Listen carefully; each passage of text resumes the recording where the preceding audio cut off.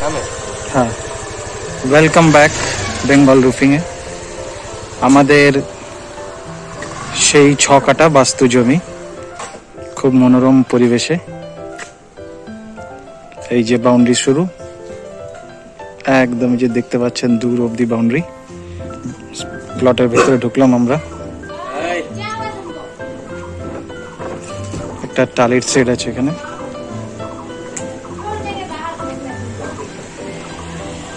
এই দেখুন টোটাল প্লটটা।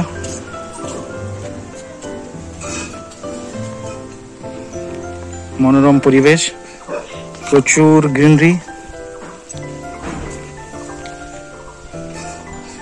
এই টালির সাইডে আবার সেফটি ট্যাঙ্ক আছে। ওই যে দূর বাউন্ডারি দেখতে পাচ্ছেন, ওখান থেকে পুরো প্লট এই যে এটা। প্রচুর গাছপালা, পিএইচের লাইন আছে, কুয়ো আছে,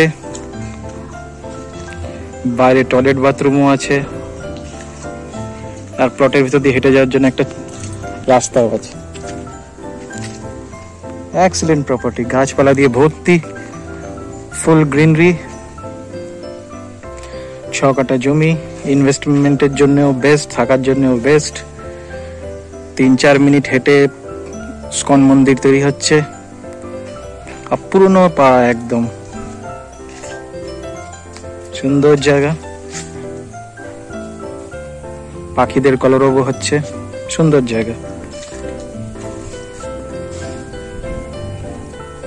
6 কাঠা বাস্তু জমি, পিএইচির জল, ইলেকট্রিসিটি, কুয়ো, এক্সট্রা টয়লেট বাথরুম সব আছে।